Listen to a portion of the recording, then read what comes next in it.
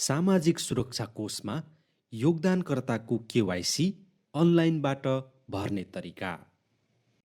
सबैभन्दा पहिले सामाजिक सुरक्षा कोषको वेबसाइटमा गई योगदानकर्ता पोर्टलमा क्लिक गर्नुहोस् अनि कन्ट्रिब्युटर लगइन बक्समा रहेको युजर नेम र एसएसआइडीमा आफ्नो सामाजिक सुरक्षा नम्बर र पासवर्ड राखेर लगइन गर्नुहोस्।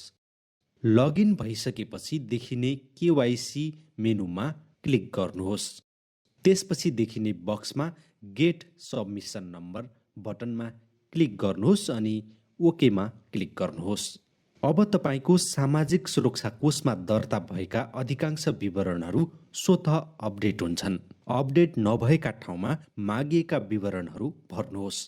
सबै विवरण भरिसकेपछि नेक्स्टमा क्लिक गर्नुहोस्।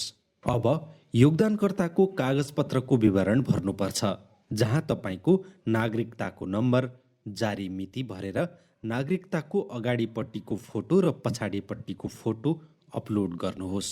नागरिकता बाहेक अन्य कागजातका विवरणहरू उपलब्ध छन् भने ती पनि भर्नुहोस्। रातो स्टार नलगाइएका विवरणहरू भर्नु अनिवार्य छैन।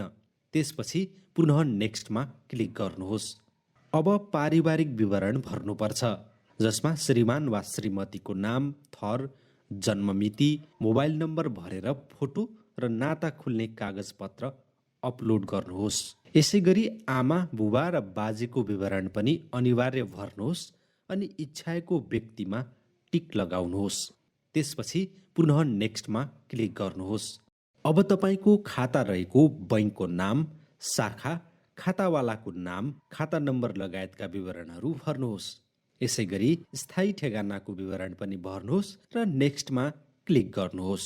त्यसपछि भरिएका सबै विवरणहरू ठिक छन् भने टिक लगाएर सबमिटमा क्लिक गर्नुहोस्। देखिने बक्समा ओके क्लिक गर्नुहोस्। यसरी सामाजिक सुरक्षा कोषमा योगदानकर्ताको केवाइसी भर्ने काम सम्पन्न हुन्छ।